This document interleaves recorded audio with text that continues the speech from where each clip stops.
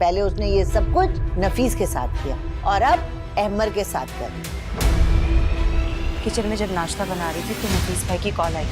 गुल के ससुराल गए थे असद को लेने के लिए। वहां जाके उन्हें पता चला कि गुल वहां नहीं है। गुल, इतना सब कुछ हो गया, तुमने मुझे बताना भी मुनासिब नहीं समझा। मेरा कसूर ये है कि मैंने तुमसे शादी की, ना मैं तुमसे शादी करती ना।